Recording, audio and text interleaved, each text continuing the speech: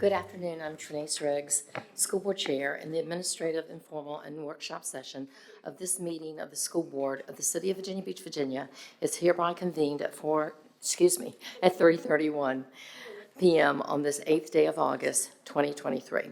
Members of the public will be able to observe the school board meeting through live streaming on vbschools.com/meeting/live and broadcast on VBTV Channel 47 and live streaming and on Zoom. Thank you to those that have joined us in person and online. Madam Clerk, will you please announce those school board members in attendance? Thank you, Madam Chair. Present in the Holland Road Annex Einstein Lab is Chair Riggs, Vice Chair Weems, Ms. Anderson, Ms. Brown, Mr. Callen, Mr. Culpepper, Ms. Franklin, Ms. Manning, Ms. Martin, Ms. Melnick, and Ms. Owens. Thank you.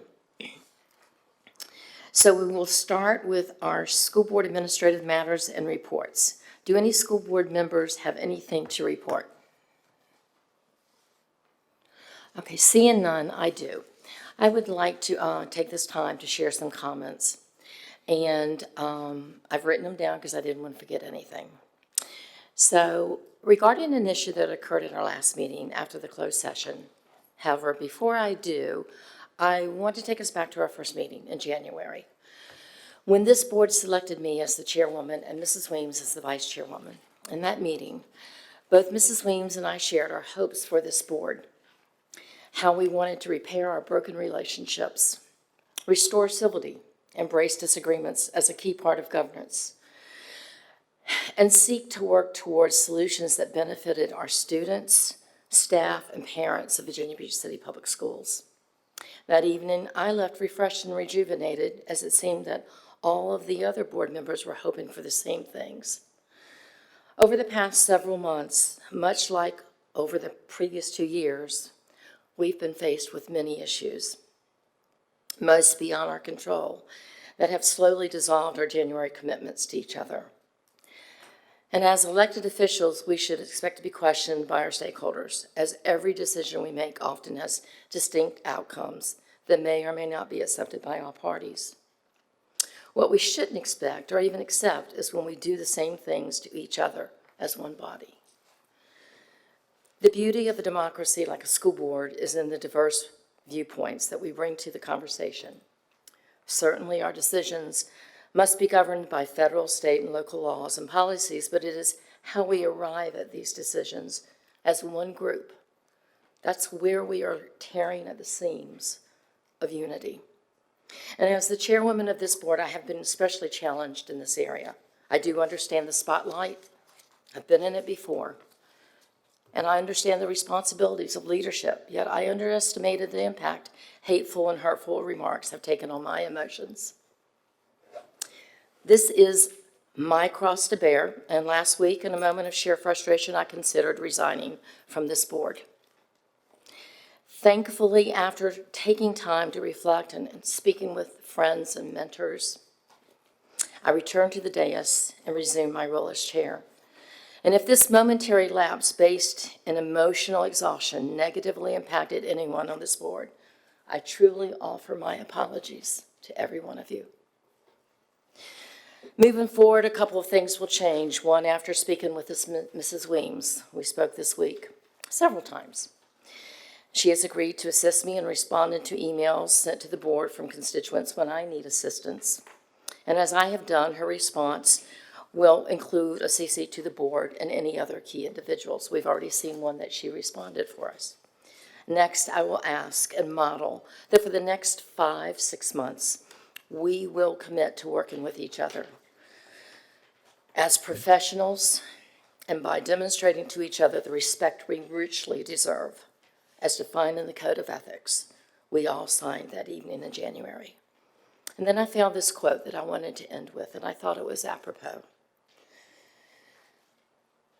Let us temper our criticism with kindness, because none of us comes fully equipped. Thank you.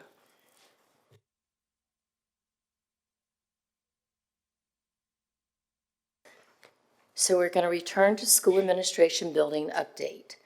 Welcome, Melissa Ingram, our Executive Director of Facilities and Services.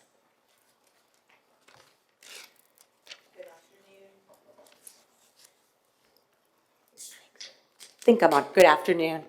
Good afternoon, Chairman Riggs, Vice Chair Weems, Acting Superintendent, and members of the board.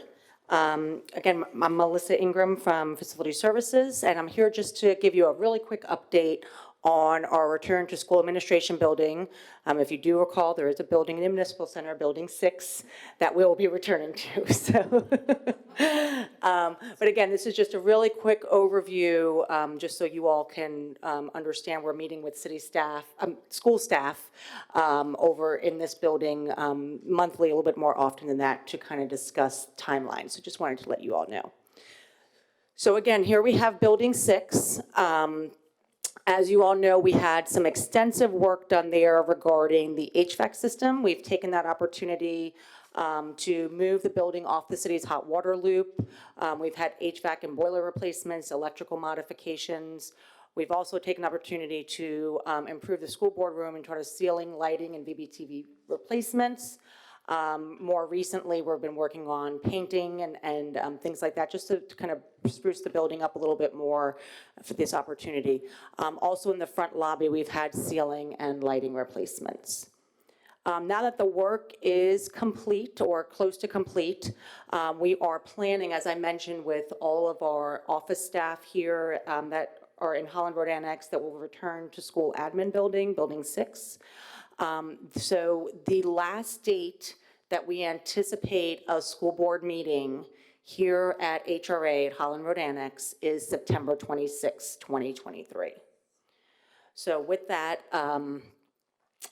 we're then moving our offices starting the next day, September 27th, and we'll continue to do that, clean spaces and move boxes.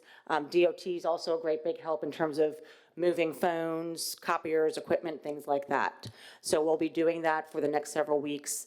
And then the next meeting we'll have at the school board at Building 6, our first meeting will be October 10th, 2023.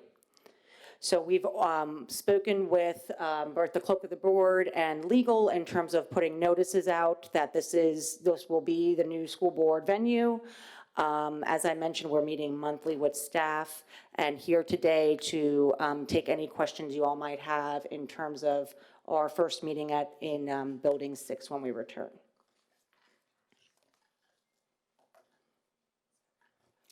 Ms. Brown? Real quick, and I'm sure that this is already going to happen, but I would hope that before that first meeting that we get a little reminder so we don't end up in the wrong place by accident. So I know it's on our agenda, but if, you know, my colleagues could help me make sure that I get to the right place, that would be useful. Thank you. Thank you, Ms. Brown. Ms. Manning? Yeah, so thank you for emphasizing the notice. We just need to make sure that the public is aware that we're moving. And we have had quite a big turnout since we've been in this building, more so, I think, than when we were in the other building. So if we can just prepare for an overflow room, I know we've done that in the past, so maybe just be aware of that for the first meeting. Thank you. Okay. Any other questions? Okay, thank you. Thank you. So our next is the School Board Meeting Management Solution. Welcome, David Den, our Chief Information Officer. This is exciting also. Thank you very much. I appreciate that. Hello, everybody. While we are moving quick today, I understand I am your last presenter prior to your break today, so we will try to make this as enjoyable as possible. Don't worry, we do have a closed session immediately after this. Yes, we well, do. see, So you're okay. all right. So for those of you who were here, you may remember prior to COVID, we actually had a voting solution, an electronic voting solution there in the school administration building that allowed you all to use Bosch headsets very similar to the ones that are in front of you to vote electronically, and then a dashboard to be presented that allowed the public to be able to see what the results of the vote were and who voted how in whatever the vote was. Obviously, as a result of COVID, we have some new policies on the board that allow for remote participation in school board meetings. Our systems, our voting system in particular, don't really make remote participation very efficient. Our voting system doesn't allow for it at all. And so what we've been looking for to coincide with your return to the school administration building is for a voting solution that allowed for remote voting and on a broader scale to allow for more efficient participation in meetings if you happen to be remote. Right? So what we're going to look at here tonight, Chair Riggs asked me to go ahead and present a solution that we presented to her and to Dr. Robertson, and she wanted to present that to the board and get your feedback on whether or not we should go ahead and move forward. All right, so again, the purpose of this whole thing is to allow for much more enhanced participation from remote participants. That would allow for remote voting, participation in roll call, so you would easily be able to know from a remote person without the clerk having to manually go ahead and address that individual and say, are you here? They would allow for remote participation, be able to do roll call, motions, discuss in participation, participate in discussion. So you'd be able to say, I would like to speak on something, whether you were here or not, and the chair would know that you're in the speaker queue, right? So it allows for much more efficient meetings overall and in general. One additional detail to this particular solution that we're looking at is that it also logs everything that happens throughout the meeting down to the second. So if a person said, I want to speak on something, it specifically goes ahead and logs that for this particular agenda item, so-and-so board member said that they wanted to speak at 4:53 p.m., so many seconds, right? So it makes it much more efficient and easy for the clerk to be able to prepare minutes and have very clear logs of everything that happens during the course of a board meeting. Public dashboard, it allows for us to be able to have accurate numbers on a public dashboard with regards to voting, agenda items, motions, so forth, for the public to see whether or not it's on cable TV, Zoom, or here in the building, right? So all of the experience becomes very much the same for everybody, regardless of if they happen to be present or remote. All right? Before we move on to what this solution actually looks like, I wanted to detail for you what the financial impacts are, make sure that everyone is on the same page before we, at the end of this meeting, decide to move forward or not. So an initial, and for the first year, we're looking at just shy of $10,000 to implement this solution. And that would include all of the components that I'm talking about here. For that $10,000, we get, the solution is customized to our processes, how we like to do board meetings. If you're not aware, if you haven't been part of other boards, boards are very specific. They do things the way that they want to do things. Their processes are very different. And so the vendor will basically come in and customize the solution to specifically to how we like to run board meetings and what our policies and procedures are. For that amount, we also get ongoing training. Should there be any change in board members, when elections happen and so forth, we'll also be able to get training for new board members on the solution as well. In addition to, for the first year, we'll be doing one-on-one training, onboarding for the solution so that everyone is up to speed with exactly how this thing works. All right. From that, after the first year, it is $3,500 each year afterwards, and that essentially continues to pay for licenses and ongoing updates and enhancements to the product. So any updates to the product, we automatically get them as a part of that $3,500, which is very common these days in software subscriptions. All right, so I'm going to go very quickly through what the product actually looks like to give you a feel for it, and then afterwards open it up to questions. So there are 4 components to the product. I'm going to briefly go over just a few of them that are most important, I think, to you all. And the key thing on this slide here that I want you to be aware of is that this will require you to have a device that you log into this solution and, interact with it using that device. So whether you are here in the building or at SAB in the chambers, or you're remote, you would need to log in with your device into the system to be able to interact with the solution.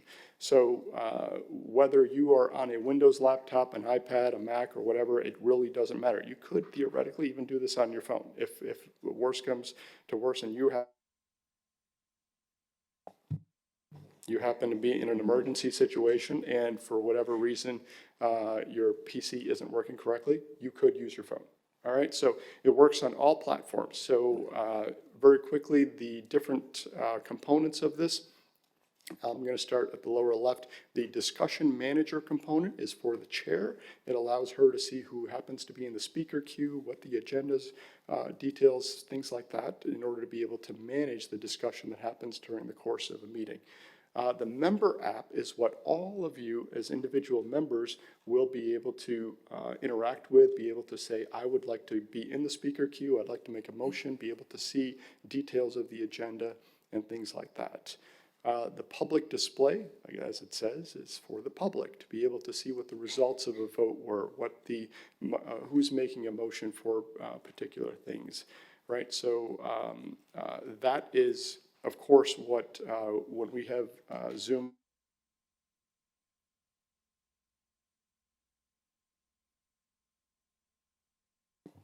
Hello. Okay. When we happen to be broadcasting to cable TV, it will show the public display to show what the results of any particular vote were during the course of a board meeting. All right, and I'm not going to go.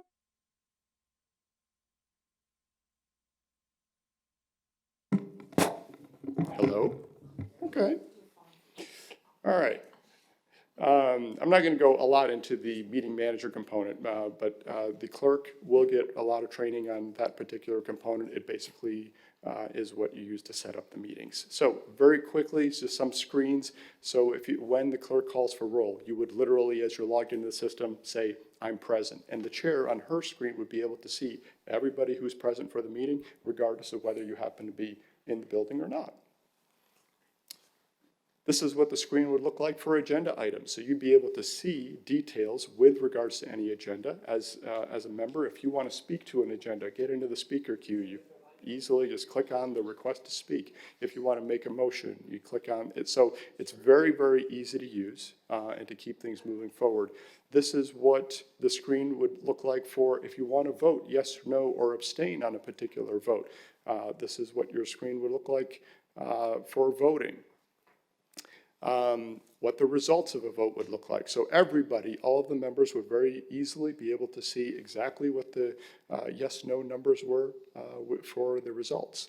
I'm going to switch over to what the public dashboard looks like. So obviously during the course of a meeting, very quickly, you get to say, hey, we're going to do a vote on so-and-so resolution.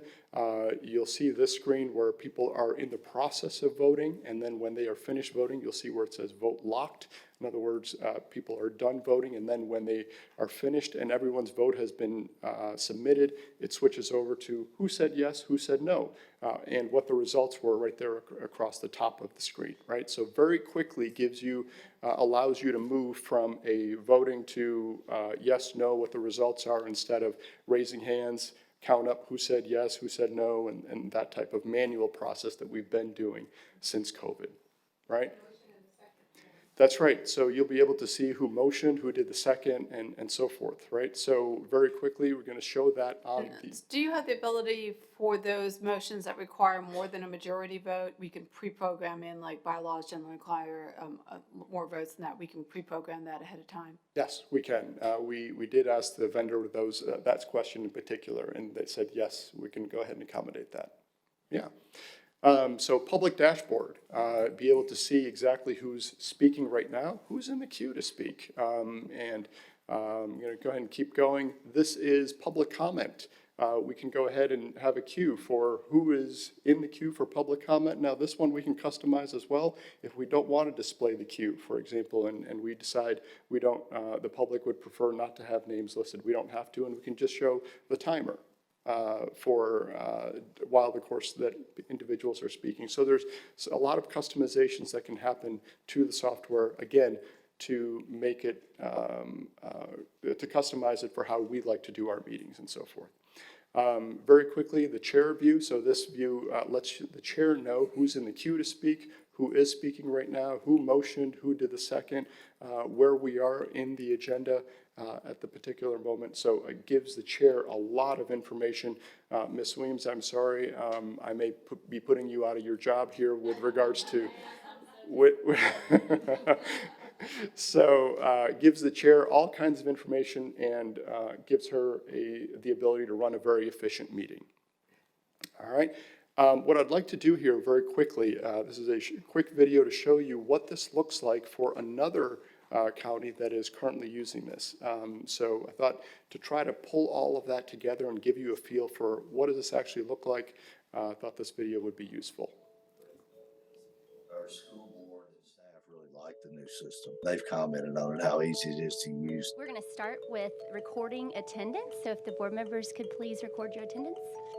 We have 12 board members present. We are going to go ahead and move on to the next item on our agenda. It has made the meetings easier, run smoother Ready to vote? for everybody, for on our end and on the user end. Your vote is 12 yes, 0 no. Our first item on the agenda is items of particular public interest. The biggest thing publicly that we've started using has been the timer. There's also a new little feature on our screens here for board members. And It would get a also- little contentious at times, but I'll be honest, seeing the big countdown that everybody sees the same thing, including the speaker, that's been really neat. We're a pretty visible county. We have a lot of eyes on us. So it's nice that it is smooth. It's something we don't have to worry about. Yeah, anytime you do anything new, especially when you're talking about meetings, yeah, I mean, we were a little nervous. Let's go ahead and open the floor for some discussion on But- that amendment. I mean, I'd recommend it. Yeah, I mean, it does everything that we wanted it to Your do. vote is 4 yes, 8 no. We've looked at others. Now, we haven't looked at anything recently, but when we did, the last time we looked, this is the best that we saw, and especially now that we've used it, the experiences has been really good. With the board approval, and this is where if you guys have any questions with regards to this, I'm happy to go ahead and answer those. But with your approval, we'd like to go ahead and move forward with purchasing the solution, implementing it for this fall, providing training between now and then for all of the board members. We're going to go ahead and provide training individually, but also via your SharePoint site. We're going to put a lot of training videos and material there so that you can review those at your own leisure and at your own pace to be able to get comfortable with the system prior to moving into SAB. All right, and I would like to go ahead and open it up for questions at this time. Ms. Melnick? So when Mr. Callen joined us in January, we talked about learning curves and that just when you think you've got it all, right, there's something new. This looks pretty easy. So what would you say is the learning curve on this? Yeah, I would agree. We actually talked with a vendor at length about that in particular, right? Because let's face it, board members come from a variety of backgrounds, right? So the learning curve has to be very easy in order to make meetings efficient and really useful. So they specifically said that they've actually gone through a lot of input and communication with other boards to be able to figure out how does the screen layout need to look in order to make things as easy as possible, right? So that's why you see those, I would just call them big gaudy buttons sometimes, right? Just click here to speak, and it's this big yellow button on your screen. It's not, but I wouldn't say it's particularly designed for looks and aesthetics. It's designed for functionality. So in that respect, the learning curve is very low. I think it'll be very easy for us to move forward with. Okay, and so my second part is just making sure that the public knows that we'll all have our devices open, because we often hear citizens say, you're not looking at me, you're always on a device. And So I've never had a device open in front of me in all my years, so, Yep. all right, we'll make sure that they understand that now. Yeah, absolutely. And incidentally to the device point, we'll say we will go ahead in the event that a board member happens to forget their device or a device isn't working correctly or anything like that, we will make sure to have spare devices available on hand. Did you raise your hand? I just gave myself an opportunity to be Exhibit A. Ms. Owens? Thank you. And I guess I was kind of going to piggyback off of Ms. Melnick with the viewing, for us to be able to still see constituents and for them to still be able to see us. Will everybody be able to use their own device, or will the chair need that big screen that they had on here so that she could see and manage? So I would recommend, and what I plan on, is you're going to be using your own device. And for the chair, she can use her laptop or a device about a screen about this size is really all you need to be able to manage it. I don't intend for the chair to have a large monitor in front of her the way that you saw in that one particular. So there's other school board videos that I could show you. I just didn't want to take the time, but a lot of them use a device about the size of this screen in order to be able to manage the system. So you don't need a large device. Perfect. And then I had one other question. Ms. Linetti asked about the programming for bylaws versus policy votes. Will it also pick up when this is a substitute motion on a substitute amendment on a second time, whatever we end up having all the time? If it's able to do that and somehow mark it, I think that's going to be helpful for the board in general and specifically for those who aren't in the room, because it's confusing when we're all sitting there watching it happen. And so if it can do that, I am extremely excited to get this started. Sure, I hear you. So we do need to talk through some of those details with the vendor. When we talked about it at a broad level, they said that, yep, we've experienced that with other boards and we think we can accommodate that. Exactly what it'll look like and to make sure that it's clear that this is a substitute motion and perhaps even which substitute motion it is. We'll try to get those details and make it as clear as possible for everybody. Sure. Mr. Culpepper? Sorry. Yeah, that obviously matters too for the record, right? Because that goes in the record. What did we just vote on? That might answer the question we commonly ask each other. What are we voting on now? That's not my question, though. Did you look, for people who are present, it's a no-brainer. It's easy. It sounds great. The remote part, I'm just kind of wondering, how does this dovetail into our bylaws? Our bylaws specifically say a member has to be seen and or heard. We had at least one complaint. It was based on a glitch, but nonetheless, people are watching that. So do you see any problem here as it relates to our bylaws? I hear you. I'm happy, Cami, if you want to jump in or say anything, but I believe to Mr. Culpepper's point, if the roll call may be required to be heard versus the rest of the meeting afterwards, you can participate virtually. I'm happy to get any input. He's talking about remote participation.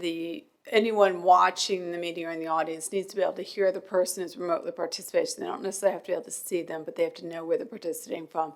The concern is if the person shouldn't be relaying to the clerk what they're saying. Please tell the rest of the school board that I said this or I voted that way. They should be able to hear them clearly and be able to participate, and the audience should be able to hear them. I'm assuming that's not going to be a problem with this system because that's a function of our recording system or however we're doing it. So we just need to make sure we're doing it. The problem's going to be you do need to be able to see the votes on there, which I think this will actually address that. As long as the individuals remotely participating is logging in appropriately, their vote should show up on there. Worst comes worst, you could go back and say, Madam Clerk would say, how do you vote, Mr. Culpepper? And he would have to state it. So I don't think that the system affects that. I think that's our normal recording system. I think that's specifically what I'm after is, do we want to do that? You can vote here. Do we want to back that up with saying it verbally? Or do we need to? Our bylaws don't specifically address that. I just think we ought to consider that. I think that's at the pleasure of the board, and I'm sure we could go either way. The system will allow for it to know very specifically, Mr. Culpepper logged in Right. to this device and he voted this. So the system will be able to specifically say it was Mr. Culpepper who voted and log that in the logs as well. Okay, it's easy to back it up verbally. I think maybe we ought to consider doing that. We actually have that particular bylaws up for another reason. We have to amend, it's before PRC to look at the remote participation section, so we could look at it while we're that issue. What you're worried about, is the audience needs to be able to hear your comments. We do take verbal, but we used to vote electronically when you could see it. At this point, we haven't been voting electronically, obviously, for a couple of years, our system hasn't worked for it. So I think electronically could work as long as they could see that, announce it. What the Freedom of Information Act is getting to is any conversation that you're having, if you're remotely participating, they need to be able to hear that. Ms. Manning? Thank you. I like this system. This is intriguing. When I first glanced at it, I saw a larger number, but now that I look at it more closely, it appears that that was the 5-year number. But if we do a 5-year installment, we get a discount, correct? do, Are we yeah. kind of looking at doing that? If the board would like to. Okay. So I just wanted to make sure, I don't know if it's in our agenda packet. It's not in our packet that was given to us today, but it's in the public agenda packet if you want to take a look at that. I guess my concern here is that just before COVID, we purchased a new system that we've hardly used because of COVID, and then being over here. I don't know how much money we spent on that, but it sounds like we're not going to be able to use that anymore. Is that accurate? As long as the board allows for remote participation, that system doesn't allow for it. Okay. So we'll have to ditch the brand new system, brand new meaning that we've hardly used it. Well, the microphones and stuff we will continue to use. Okay. So the only Which aspect they're of this, similar to this. they're almost exactly the Right, same okay. thing. So the only part of it that we will be ditching would be the voting component of it. Okay, okay. Because one feature I liked of that was we could push a button to get into a queue. We're going to be able to do that with the new system? Yes. Okay, Yeah, you would do that on the new system instead of using the mics. okay. All right, great, thank you. Sure. Ms. Brown?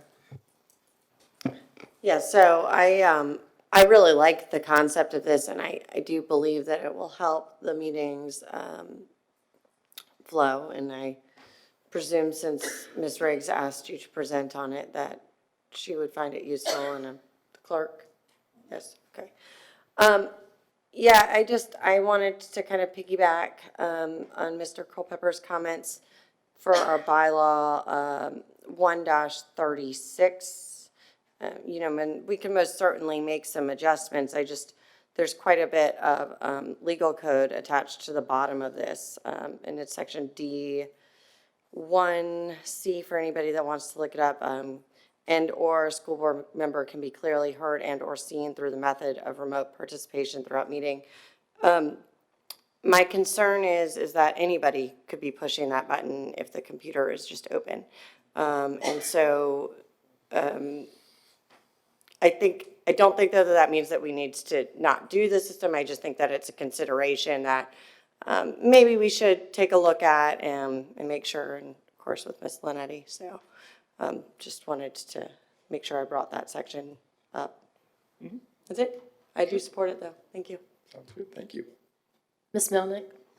So thinking back to the system in SAB, I don't remember it putting us in a queue, but I remember the system at the Plaza Annex did. And we were like, oh, wow, you know, our microphones blinked and you could see the queue, but I'm not sure that that was the same system at the SAB. They actually both are the same system. And it put us in a This- queue? Yeah, so you'll notice even on your screens I don't even on remember. this system, everybody who clicks, you can actually do that right here. This is the same system that we use Right. at Plaza Annex. Okay. Yep. But the other one, the new one seems so much more efficient. And then I guess the voting board will disappear. We'll just have, we'll just rely on the the screens then? Screens, correct. We'll display the dashboard on the screens. Okay, fair enough. Yeah. Okay, so actually, when I asked Mr. Den to do that, to check into this, he sent me they did a Zoom meeting with our clerk and Susan Kipe. And so he sent that to me, and I was able to see parts of it, but where I was, it kept cutting out on me. So anyway, I'm like, I think we need to do this presentation with the whole board. I want them all to see it. It's not a decision I want to make. I want us all to make this decision. And talking with Dr. Robertson, he assured me that the money for this, was available. So I wanted to make sure you guys knew that as well. So I just think it's very efficient, and talk about transparency, it's very transparent. So thank you for all your good questions, everybody. Sure. And with regards to that video, I can post it to the school board SharePoint site, and you all can view it right from there if that's what you'd like me to do. Yeah, It's that easy. might answer some other questions that would, because it was real quick and, so, okay. All right, sounds good. All right, thank you so much. Thank you. There was one thing I forgot to include in administrative matters, guys, because I didn't have it in front of me. So Dr. Robertson had asked me about sending around a sheet. He wants to have school board meetings with each school board member, and he's made up a system here. He has a sign-up sheet. So it's very self-explanatory. And he, like I said, he has each of us divided into groups. There's 4 groups, and it's color-coded. So, because you know how Dr. Robertson is with his data and his, efficiency with all of that. So anyway, he's got it all set up, and I'm gonna send it around for you guys to look at your calendars and go ahead and work it out with your time, okay? Do you want to say something to Yeah, Dr. if I could Robertson? add, just my apologies, I'm not trying to schedule you. But I am trying to provide an opportunity for board members to engage with me individually on a monthly basis with a schedule that we're all aware of. You'll see on the sheet is a lot more slots available than number of board members. And I did that for a reason, because you may like to meet on Mondays, but sometimes you can't do 2 o'clock on Monday. You want to do 4 o'clock on Monday, or you can't do Monday, but you want to do Thursday. So really the schedule is for you to use to plan, and as things arise, then we communicate together to see what other opportunities are available. But by scheduling, I've blocked off all those times, so I can't be scheduled to do anything else. That's why I created that. Thank you. Thank you, Dr. Robertson. Any questions on that? If you have any, I'm sure he can answer them for you, so, okay? All right, so wow, record time, guys. So we have a lot of time, and we're moving on to our closed session. So our Vice Chair Weems, please read into closed session. Let's give everybody a chance to do what they need to do. I move that the school board recess into closed session in accordance with exceptions to open meetings law set forth in Code of Virginia 2.2-3711, Part A, paragraphs 1, 2, 3, 7, 8, and 29 as amended, to deliberate on the following matters. 1, discussion, consideration, or interviews of prospective candidates for employment, assignment, appointment, promotion, performance, demotion, salaries, disciplining, or resignation of specific public officers, appointees, or employees of any public body.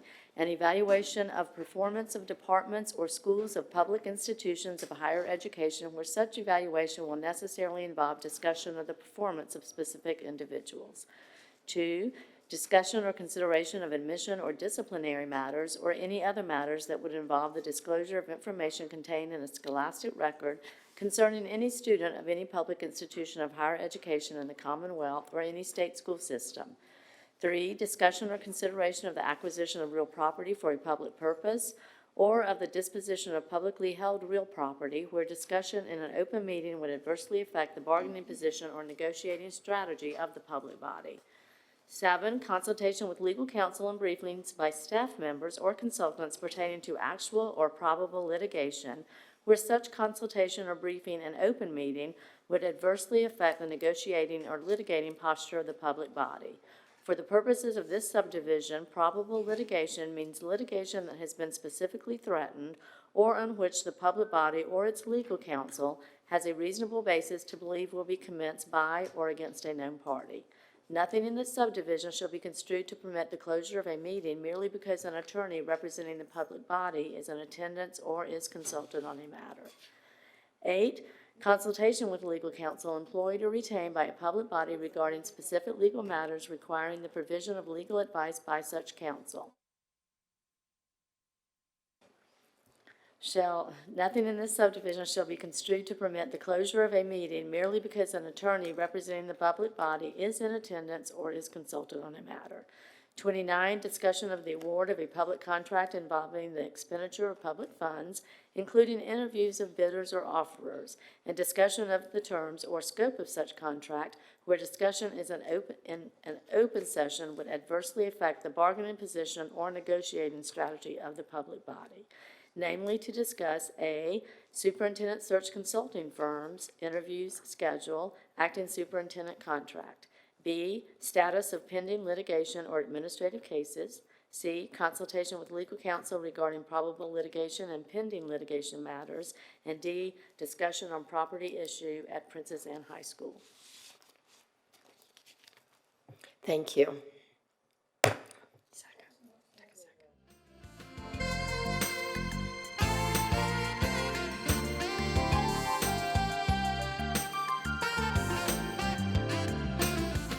Convened in closed meeting on this date pursuant to an affirmative recorded vote and in accordance with the provisions of the Virginia Freedom of Information Act.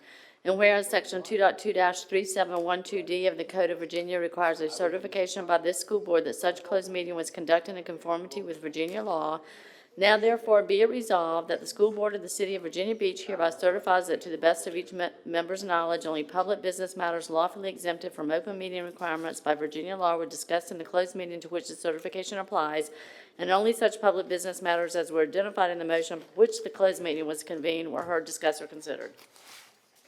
Do I have a second? Okay, second. All in favor to move out of close? Okay, Madam Chair, we have 11 ayes for certification of closed. The motion did pass.